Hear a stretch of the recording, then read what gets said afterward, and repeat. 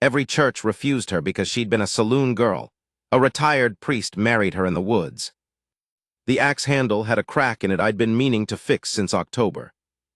I remember that detail because I was standing in the woodpile behind the house when she first came up the road, and I had just noticed the handle again, a diagonal split, the kind that spreads if you ignore it, same as most things. I set the axe down against the chopping block and watched her come. She was on foot, carrying a traveling bag, and she walked the way people walk when they've been turned away from somewhere and they're trying not to show it. Shoulders back, chin level. But the dust on her shoes said she'd come a long way, and it wasn't morning anymore. I didn't know her then. I knew the type of tired, though. My name is Father Edmund Hale, except I stopped being Father anything about 4 years before she walked up that road. The Diocese of Cheyenne had thanked me for my 31 years of service and suggested, very diplomatically, that it was time for a quieter life. The reasons were not dramatic. I had no scandal. I had, over many years, developed the habit of giving sacrament to people the church would have preferred I turn away, and of saying certain things from the pulpit that made certain wealthy families uncomfortable, and eventually those things accumulated into a weight that the diocese decided it could set down. They gave me a small house on the outskirts of Garnett, Wyoming. They gave me a stipend that was enough to live on if I was careful. They did not give me a parish. So there I was, 64 years old, no congregation, a cord of wood to split, and a woman coming up the road in the dry yellow light of a November afternoon. She stopped at the gate. "Are you Edmund Hale?" she said. "I am. They told me in town you used to be a priest." That's one way to say it. She looked at me for a moment with the flat, appraising look of a woman who had learned early that most men's faces lie. Then she seemed to decide something. "I'd like to sit down," she said. "If you don't mind, I've been walking since this morning." Her name was Della Voss, and she was 46 years old, and she told me the whole of it at my kitchen table over coffee that I made stronger than I usually did, because she looked like she needed it. She had come from Laramie. Before Laramie, Abilene. Before Abilene, a span of years she described with the practiced economy of a woman who has summarized herself many times for the judgment of strangers. She had worked saloons since she was 19. Not by choice she made light of, by the kind of narrowing that happens to young women with no money and no family who find themselves alone on the frontier. She had done what she'd done to stay alive and eventually to save enough to stop doing it. She had stopped. For 6 years she had been living clean, keeping books for a hardware merchant in Laramie, attending the same church every Sunday. 6 years, she said. 6 years sitting in the same pew. 3 weeks ago the hardware merchant had died, and his son had come from Denver and let her go, and she had tried to find work in Laramie and found instead that people remembered. People in small towns have long, selective memories. She had gone to her minister to ask for a letter of introduction, something, a reference she could carry to a new town, and he had prayed with her and wished her well and given her nothing she could use. She had tried 2 other churches. She had tried the Methodist congregation and the Catholic mission. Each had its own polite version of the same answer. "So you've been told no," I said. "I've been told no a number of ways," she said. "And I came here because somebody in Laramie told me you were the kind of man who said yes when the church said no, and I want to get married." I put my cup down. "I'm sorry." "I have a man," she said. "His name is Cal Prout. He's a horse wrangler. He's 51 years old. He's been sober 11 years. He's a decent man. We have been waiting 2 years to get married, and every minister in 3 counties knows my history, and none of them will perform the ceremony." She looked at me steadily. "I'm not asking you for a sacrament. I'm asking you if you are still, under the law, authorized to perform a legal marriage in the state of Wyoming." I thought about it. "I am," I said. "Technically, my dispensation was never formally revoked." "Then I would like to hire you," she said. "Whatever the fee is, I have money." I looked at her across the table. The lamplight was settling in by then, the afternoon going gray outside the window. She had the kind of face that had been pretty and was now something better, particular, experienced, with a directness in the eyes that was not hardness exactly, but the residue of having dealt with a great many people honestly, including herself. I thought about 31 years of parish work. I thought about the diocese and their diplomatic letter. I thought about the axe handle with the crack in it that I kept not fixing, and all the other things I kept not fixing, and the way the days had started to feel out here, like pages turning in a book someone had already finished reading. "Where is Mr. Prout now?" I said. "Garnet. He's at the stockyard. We came together. He didn't want me to come alone, but I told him this was my thing to do." "Smart woman," I said. Something shifted in her face. Not a smile, not quite. More like a weight that had been expecting to land on stone and found ground instead. Cal Prout was a long, weathered man with the unhurried way of motion that comes from decades of working with animals that don't respond to hurrying. He shook my hand outside the stockyard the next morning and looked at me with pale gray eyes that took stock of things without advertising what they found. He asked me 2 questions. He asked whether I would do this honestly, meaning not as a legal transaction I was embarrassed about, but as a man who stood behind what he was doing. And he asked whether I thought it mattered, in terms of God or whatever I believed in now, whether this woman had a legitimate claim to be married in the eyes of something larger than a courthouse. I told him yes to both. He nodded once, and that was the end of his questions. We agreed on a Saturday. Della wanted to be married outside. She said she'd been turned away from enough buildings, and she was done asking buildings for permission.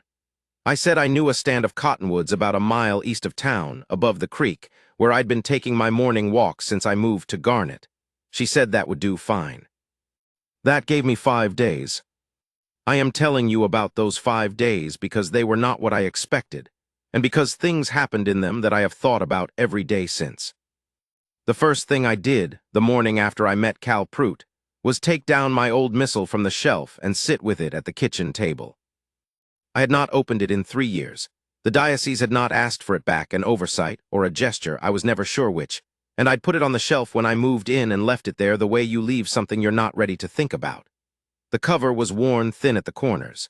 I had bought it in 1851, the year I was ordained, with money I'd borrowed from my mother and repaid over 6 months. She had been gone 20 years by that November morning, and I still thought of her when I touched that cover. I read through the marriage right slowly. Some of it I knew from memory, the words having been in me so long they'd become structural, part of the load-bearing wall. Some of it I read for the first time in years as if I were reading it fresh, which was strange to have said things so many times that you stopped hearing them, and then suddenly to hear them again. I kept thinking about Della Voss, about the particular quality of her asking. She had not come to me diminished. She had not come with the hunched posture of a person who believes they are asking for more than they deserve. She had come with the road dust on her shoes and her chin level, and she had laid out her situation and her request with a precision and directness that I had found myself respecting before I'd consciously decided to. She had told me everything damaging about herself without apology and without theater, and then she had asked for what she needed. 31 years of parish work, and I could tell you most people's first instinct when they need the church is either to perform penitence or to hide the thing they're penitent about. She had done neither. Wednesday I ran into her at the dry goods store. She was buying ribbon, dark red, for her hair. She asked me if I needed anything from her before Saturday, and I said no. She said she'd been thinking about what she wanted to say, that Cal had agreed to let them speak their own words in addition to the right if that was permitted, and that she had some things she wanted to say to him plain. I said that was more than permitted. "You seem like a man who could use a cup of coffee," she said. "Most mornings," I said. She laughed. It was the first time I'd heard her laugh, and it surprised me, not that she could, but how natural it was, how uncalculated. Like someone who hadn't lost it despite considerable effort on the world's part. We went to the lunch counter down the street, and she ordered us both coffee without asking, which I thought showed a useful confidence, and we sat there for an hour. She told me about Abilene. I told her I don't know why, except that something about her directness made performing evasion feel shabby. I told her something about the diocese, about how it had ended, not the diplomatic version. The actual version, which was that after 31 years I had believed certain things about what a priest was for, and the institution had come to a different conclusion, and one of us had to give way. She listened without interrupting, and without the sympathetic tilting of the head that people do when they're waiting for you to finish, so they can say they're sorry. "What do you think a priest is for?" she said. "Standing where the line is," I said, "between the people the institution would prefer to forget and the door." She considered that. "They forget to fire you," she said. "You're still doing it." I didn't answer right away. I was looking at the table, at the grain of the wood, which was pine and not very good, the kind of table that a lunch counter buys because it will take rough use. "I suppose that's one way to look at it," I said. She was looking at me when I looked up, directly the way she did everything. "It's the right way," she said. "I have been trying to decide where to put this next part because it changed the shape of things, and I don't want to misrepresent how it happened. So I'll say it plainly. Thursday evening, there was a knock at my door. I opened it and found Reverend Miles Breck on my porch. He was the minister of the First Methodist Church of Garnet, a man of perhaps 55 with good teeth and a good coat, and the slightly elevated posture of a man who has been important in a small place for a long time. He said he'd heard I was performing a marriage Saturday. I said that was correct. He said he had heard it was for Della Voss. I said that was also correct. He said carefully, as though choosing a route through familiar terrain, that he understood I was no longer active in ministry, and that he supposed I could do as I liked, but that he wanted to let me know, as a professional courtesy, that there were reasons 3 counties of clergy had declined this particular pairing. That a man who performed this ceremony would be seen to be endorsing a history that the Christian community had determined was incompatible with the institution of marriage. I let him finish. "What history does Cal Prout have?" I asked. He blinked. "I'm sorry. Cal Prout, what's his history? Has anyone declined to marry him?" A pause. "I'm not aware of anyone examining Mr. Prout's history." "No," I said, "I didn't think so." I told him good evening, and I closed the door. I stood in the front room after that for a while. There was a lamp burning on the table, and the room had the particular silence of a house where one person lives, which is a specific kind of silence, different from empty. It still has the shape of the person in it. I had been living in that silence for 4 years. I had thought I was at peace with it. Standing there after closing the door on Breck, I understood that I had not been at peace with it. I had been tired. The 2 things had looked the same from the inside. Saturday was cold and bright. November in Wyoming is not forgiving, but it can be clean, the light hard and horizontal, the shadows long and definite. The cottonwoods along the creek had dropped most of their leaves, but the ones that remained were the color of old gold, and they moved in the light wind off the hills with a dry, papery sound that I have always found comforting, as if the world is turning its pages.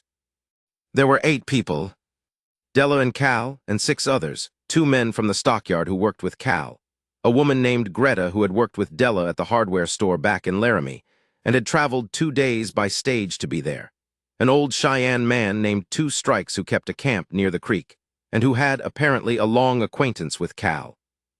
And 2 people I didn't know who I later learned were a couple from a ranch a few miles east who had heard about the wedding through some chain of frontier communication I never fully reconstructed. I stood under the cottonwoods with my old missile, and I felt the cold through my coat, and I looked at the 2 of them in front of me. Della had the dark red ribbon in her hair. She was wearing a gray dress, simple, nothing extravagant. Cal was in his good clothes, a dark wool vest and a clean shirt, his hat in his hands. He was watching her the way a man watches something he worked a long time to see. I did what I had been trained to do for 31 years, and then stopped being permitted to do. I said the words, the real ones, not a simplified version, not a courtesy, the full right with the promises and the questions and the responses. Cal's voice was quiet and steady. Della's was too, and when she said, "I will," it was not timid or performative. It was declarative, the way she said everything, as if she had considered the words and found them accurate. Then I told them they'd said they wanted to speak to each other. Cal went first. He held his hat in both hands, and he looked at her, and he said that he knew what it had cost her to make this happen, and that he wasn't going to let that cost stand alone. He said that he had done things in his life that shamed him, and that she was the first person since he'd gotten sober who had looked at those things straight on and decided to stay anyway, and that he intended to be worth that. He said he wanted her to have a home that was hers, that didn't depend on anyone's permission or good opinion. He said he was going to build her that home if he had to build it himself with his hands. Plain words from a man telling the truth. I have heard a great many wedding vows, and I cannot tell you they all land the same. Then Della. She looked at him for a moment before she spoke, the way you look at someone when you want to make sure you have the whole of them in sight. She said, I have spent a long time asking the world to see me fairly, and I have gotten used to it saying no. And I have learned to carry that. But you never made me carry it. You never once. And I do not have a word for what that is, except that I am going to spend the rest of my life trying to be the same thing for you. The creek was audible below us, and the cottonwoods and the wind. That was all. I pronounced them married. Afterward there was a meal at a long table Cal, and the stockyard men had set up in the open air, and someone had brought a bottle of good whiskey, and 2 strikes produced a pipe. And for 2 hours in the cold, bright air of that November afternoon, there was the particular warmth that gathers when people choose to be somewhere together. Della came and stood next to me at some point, holding a cup of coffee she'd found somewhere. We stood looking down the slope toward the creek. The light had lowered and gone amber, the long slant of late afternoon, and the water caught it and threw it back. Thank you, she said. I didn't do you a favor, I said. You asked something legitimate, and I did something I'm licensed to do.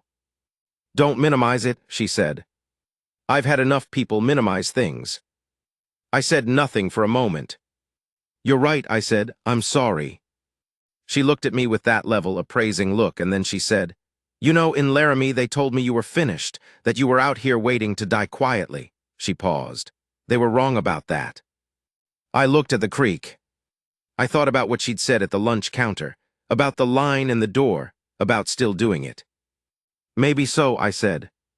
She put her hand on my arm briefly, the way a person does when they mean to make actual contact with a thing they want to say, and then Cal called her name from down the table and she went.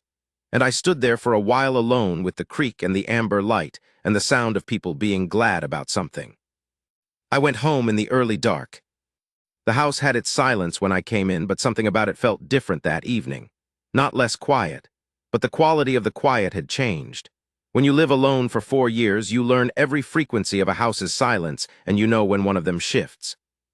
I hung up my coat, and I lit the lamp, and I stood in the kitchen for a while.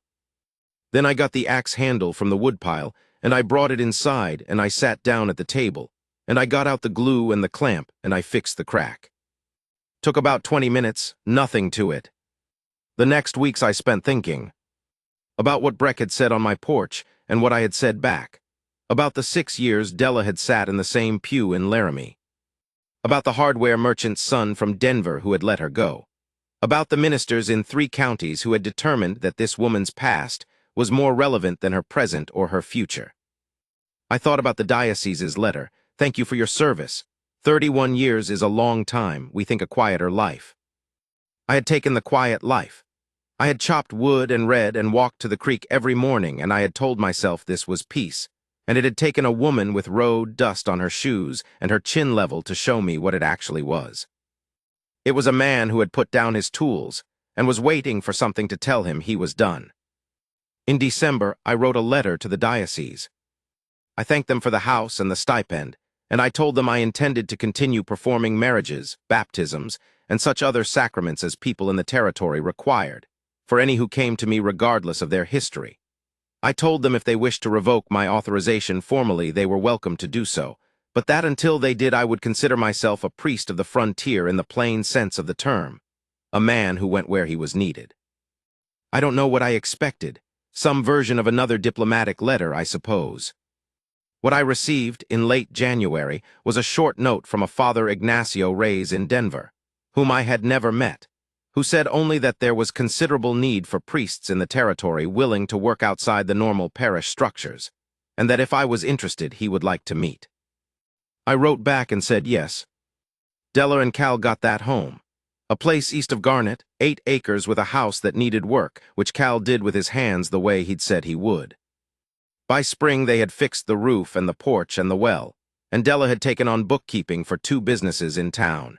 And when people asked her how she had found her footing in Garnet, she told them plainly, including the history, and some people decided to know her and some didn't, and she was all right with that. I performed another marriage in the spring, then a baptism, then another marriage. By summer I had enough of a purpose to fill the days and some to carry over into the next ones. One morning in July, I was walking by the creek with my coffee when I heard someone behind me and turned, and it was Della, coming down the path. She had a letter in her hand. She said she'd heard from an old friend in Abilene. Someone she'd worked with at the saloon years ago who was trying to leave, trying to find a different way, and who had asked Della if she knew anyone who could help. She looked at me with that direct look. I told her I might know someone, she said. I drank my coffee. Send her my address, I said. Della nodded. She folded the letter and put it in her pocket, and we walked a little ways in the same direction without talking, the creek running beside us in the July heat, the cottonwoods full and green now, nothing left of the dry gold autumn light except in memory. That was enough. I don't know how to put a bow on any of this because it doesn't have one. Life does not resolve, it continues. What I know is that I am 68 years old now, and I have performed 14 marriages in 4 years, and baptized 22 children, and buried 9 people, and sat with more than I can count through things that needed sitting through, and none of it was in a church, and none of it was with the diocese's blessing, and all of it was what I was ordained to do. And I know that it started with a woman who came up the road with road dust on her shoes and her chin level, and who, when most people would have been diminished by what the world had done to them, had chosen instead to ask plainly for what she needed. She did not need a priest who would do her a favor. She needed a man who would do his job. I am grateful every day to have still been that man when she came up the road. There is an axe handle in my woodpile right now with a crack starting in it, and I am going to fix it this afternoon. Some things you do not wait on. You pick up the tool and you do the work that's in front of you, and you trust that the doing of it is enough. I believe that it is. I have to believe that it is, because it's the only thing left after 31 years that I know for certain is true. The creek is still there. The cottonwoods are still there. The light this time of year comes in low and amber off the hills, same as it did that November Saturday, and it does the same thing to the water. I walk there every morning. I take my coffee. I am not waiting for anything anymore.